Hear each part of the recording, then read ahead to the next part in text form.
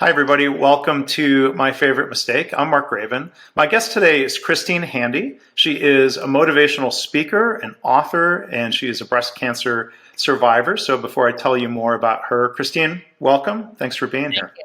Thank you so much for having me. Well, sure. Really excited to hear your story, and there's a lot we can talk about today. To tell you a little bit more about Christine, she released her first book, Walk Beside Me, a fictional depiction of her illness and long road to recovery. A quick detour, when an author refers to their book as a first book, there's probably more books inside of you think? Yeah, I've already written another one. I just haven't published it yet. Okay, so there you go. That was Yeah. not a mistaken guess on, Oh, on my good. part, so that's great. Christine was an accomplished model who began her career at the age of 11 in her hometown of St. Louis. And so through her career, she's done campaigns for notable brands such as Guess, J. Crew, JCPenney, Bud Light, Pepsi, Petco, and Target. So that's quite a range that you got to work with. And after her diagnosis, again, Christine is a breast cancer survivor. She now aims to serve as a spokesperson, speaker, and ambassador for cancer-related causes. So again, thank you for that advocacy work, of course. And again, thank you for being here on the podcast. Awesome. Excited. So as we normally do here, I'll kind of jump right in and ask, Christine, looking back, what is your favorite mistake? What was it? Well, I had to think about that for a while because I've made a lot of mistakes, but I Sure. think the best mistake I ever made was quitting on myself. Have you ever had that before? I've had some guests. I'm sure your story will be unique. I've had a guest Yeah. who said they didn't believe in themselves, and Right. that's different than quitting on themselves, I guess. So what led you to that conclusion So, that you quit on yourself? so when I was diagnosed with cancer, I had been very dependent on my looks, and I used my value in the external world, right, to help my modeling career. And so I was very dependent on that. I was very dependent on the external world. And when I was diagnosed with cancer, at that point, I had just come off with a year of a bad doctor and a fused arm. And I was looking into my life, like, how am I going to move forward with a fused arm? What does that look like? And how am I going to raise my children? And how am I going to drive a car? And I had so many questions. And then I was diagnosed with cancer, and I thought, there's no way I'm getting through this. Because when the oncologist said I had 28 rounds of chemo, I thought, well, I'm not going to ask for help. My friends and family had I used up all the tokens for my friends and family with this year of arm issues. And so I'm never going to be able to ask for help because I had too much pride. And so I have to quit. And I didn't know whether I was going to get through cancer or not. So it was at least in my control, like how I went out. And I started to tell people, I don't want you to think that you could have done something, but I'm not fighting, I'm quitting, and it's nothing about you, but this is too big of a road and too big of a mountain to climb, and I'm not willing to do it. And so I really believed that, though. I was determined that I was not going to move forward, and it wasn't a cry for help. It was really just a becoming, right, of what I controlled, what I was able to control and what I was able not to control. And so when I quit and I started to speak about it, my friends and my family said, no, not only will we never forsake you, but God will never forsake you. And they kept showing up. Even when I was quitting, they kept showing up. People kept showing up. They made calendars for somebody to be at my house every day. And so ultimately I was all in because they were all in. And when I lost, ultimately I lost myself, my pride, my ego, and succumbed to the fact that I needed help, and I was able to ask for help. That's when my life changed forever and so significantly. When people show up, they say to you, "We believe in you," and then when people start to believe in you, then you can take that and run with it and start to believe in yourself. And that's what I did. And I realized that my value wasn't dependent on the external. It was really only dependent on what was inside. And slowly I started to figure out who I was and what mattered in life. And it wasn't the bags that I was no longer able to carry. And it wasn't the stuff. And it wasn't people pleasing. Um, it was the life. It was the bonds that I was making. It was the value I put into serving other people and sharing my story and my journey. And so I feel like for me, when I really quit my life, ultimately, it catapulted me into where I am now, which is a public speaker. I have a best-selling book out. My book's being made into a film, and it was that loss of self, which ultimately gave me the opportunity to be incredibly vulnerable about my life, and that's what changed. I had such a big paradigm shift in my life that's what really changed the course of my life. Hmm. Wow. So and it seems like, going back, what you're telling of the story, Christine, it seemed like there were kind of two pivotal moments. One that occurred where you didn't feel comfortable anymore asking for help or receiving Yes. help after you went through with your arm. And then the second point was sort of coming around to realizing that it was okay to accept that help. Like then going back to the first, Yeah. do you know, was this just sort of a gradual thing as you were going through the situation with your arm where you were starting to feel bad about accepting that help? Um, I think what happened with me was I was a model for a long, long time. And that dependency on external value started to chip away my self-esteem.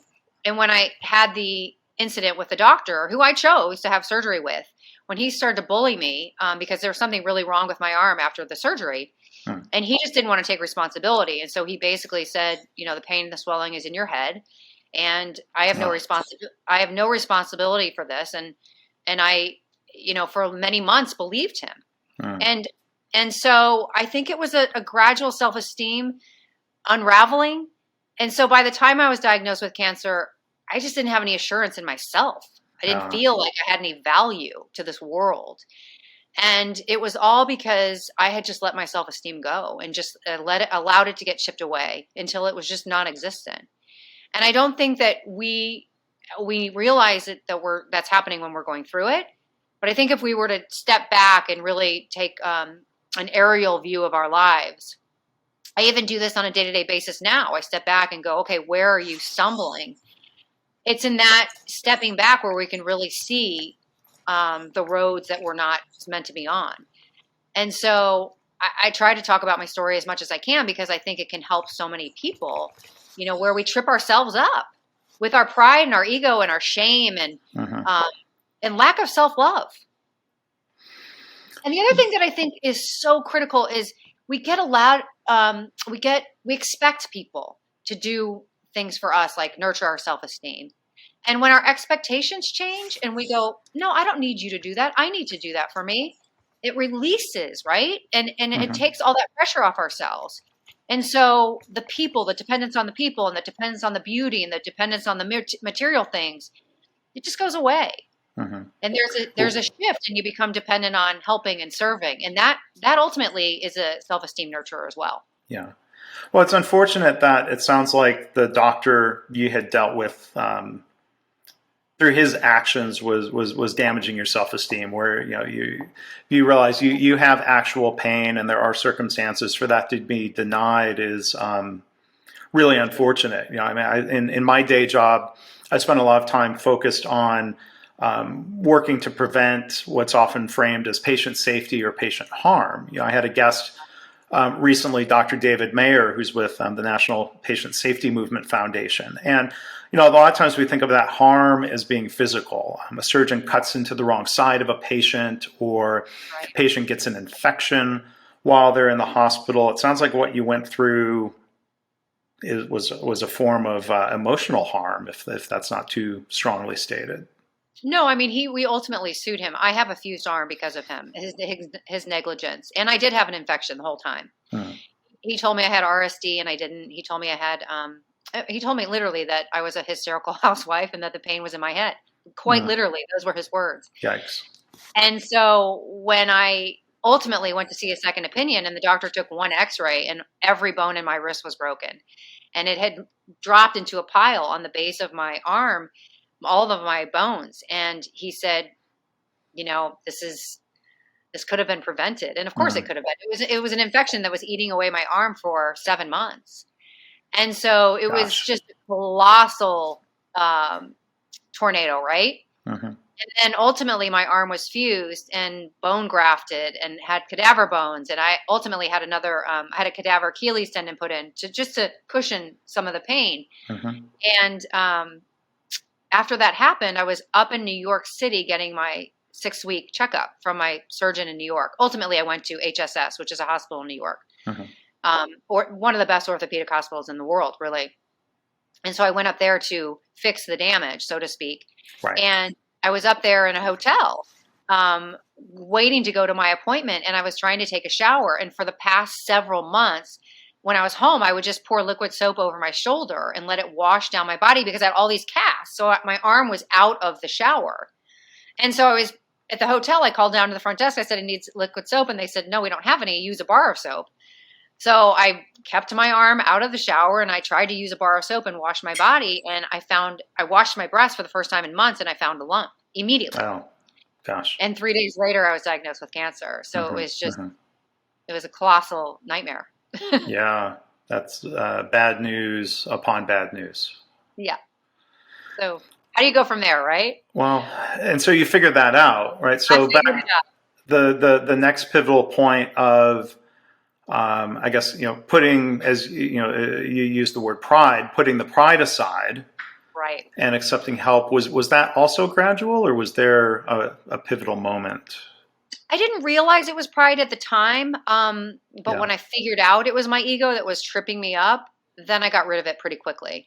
But I think that we don't. I think we believe that we're helping other people by not asking for help, when I think it's ultimately a self-esteem issue.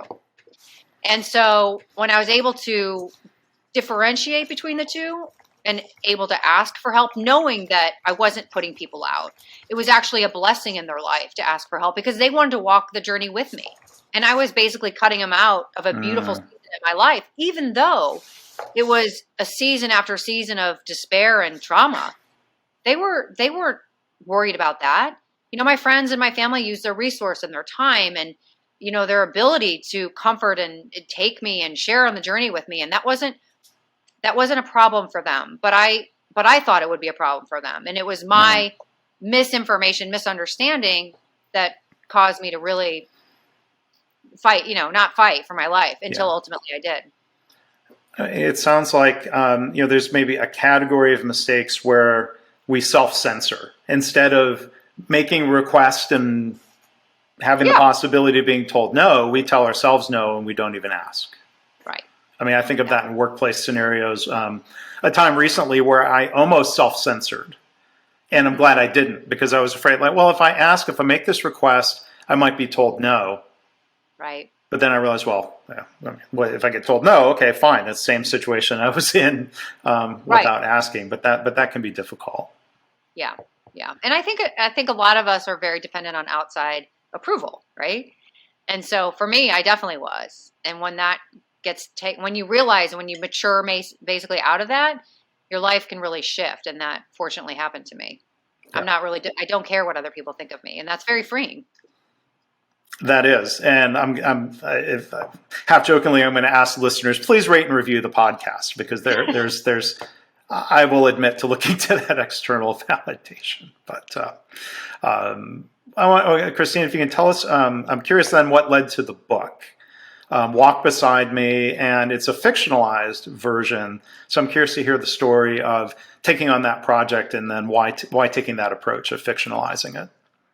Well, I felt like I was in such an extreme situation with the arm. Like, I had a fused arm at 41. I didn't know anybody with a fused arm. And even my doctor in New York said, we don't fuse men's arms at 41. That's a last resort.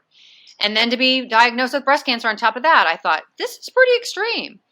And then to have people show up for me and continually show up for me season after season. And for my paradigm shift, right? To go from a very self-involved and I wouldn't say just self-involved, right? To very selfless person. And I think that shift was important for people to realize. And I knew that I was able to tell the story. I knew that I was going to be vulnerable enough to share it. And so I figured, after watching lots of Bravo and lots of TV during chemotherapy, I witnessed a lot of people tearing each other down on TV and networks and films and shows. And I thought, my story isn't that. My story is about women carrying each other. And I think this needs to be shown to our world. And the other reason I wrote the book was because there weren't a lot of books on stories about breast cancer. There were a lot of self-help books, but there wasn't a tale, right? There wasn't storytelling as much. There is a little bit now. And I think there was a space for that. And a woman needed to hear, the good, the bad, and the ugly, and the hope, right? And so those are the two reasons I wrote it. And I'm actually, obviously I'm very glad I wrote it because it gave me a platform to share my story. And the only reason, it's not self-serving. My platform to share my story isn't about me. It's about helping other people realize that maybe they were in the situation that I was in, and maybe I can change their plight, right? That's the goal. Yeah. Yeah. So it's what? I'm sorry. Get a second opinion, Yeah. Mm-hmm. Don't listen to the bully doctor. There's so many messages in my story that can help other people. Yeah, that's why I was going to ask those key takeaways and those lessons. So any others beyond the two that you mentioned there? I think that women are powerful united. And I think we're so sparse and when we're not united. And it can do so much damage either way. It's like, I feel, when my friends really showed up for me, it changed my life. It saved my life. And I try to preach that a lot because we can change each other's lives. We have that ability. Yeah. And showing up for people. If you read articles about suicide, you will read that just one text message to somebody that's about to take their life stops them. And so it's really that simple. A text message, a call, a FaceTime, an email, anything, just any sort of reaching out. And when I was going through cancer, I had a lot of people show up for me. And so there are people in my community that I lived in who said, oh, after I was finished, I wanted to stop by, but it looked like you were taken care of. People were there for you. And I said to them, thank you.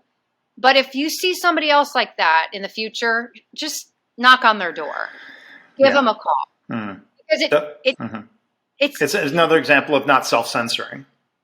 Yeah, because there's not a good measure to how much we need, right? Who's to say? And so the more people that reached out to me, the better that my self-esteem got and the better my life got. So having a couple extra neighbors pitch in, that might have helped more, So I want people to show up for people because it's that critical. Having help is not yes, no, it's a matter of how much. That's what you're saying. Exactly. Yeah. Yeah. Before, I guess, no kind of serious question related to the book, but before that, when you talk about something being made into a movie, it's kind of the classic question. Then I assume the protagonist is modeled after yourself. Who would you want to play you in that movie then? I'm a big fan of Jamie King's. She's a former supermodel, but an actress, she's a film actress and also a TV actress. And she's just a tough woman. I obviously don't know her. Yeah. But she fits the role. And she's also fits the age. So it has to be somebody between 38 and 41. And so she fits all the boxes for me, but I'm not in charge of that. I don't get to pick. Okay. No, I'm saying if you could pick though. Yeah. I would pick Jamie King. Hopefully whoever they end up casting doesn't turn out to be a mistake. That might not be a favorite. Right. No. Yeah. But back to the more serious topic around the story and the book. Earlier you talked about self-esteem, and I was curious, maybe have you elaborate on that, of nurturing that in ourselves. You talk on your website about working on this every day. What can you share more about why that's so important and why the everyday piece? Yeah, I work on mine every day because I can fall back into the trap of not feeling very good about myself. And I know that about myself. And so I in my daily walk, I listen to certain podcasts, and on social media, I watch certain people because they fill my soul with uplifting messages about being worthy. And so I gravitate towards that content. If I didn't actively pursue that, my self-esteem would waver. And so, I think self-esteem is like a muscle, like you have to work it out. You work out your muscles at a gym, you go for walks, I'm in school, I'm getting my master's degree in creative writing and literature at Harvard. So I'm working on my brain, right? Yeah. There's space in every day of my life where I can work on my self-esteem. And I think it's critical.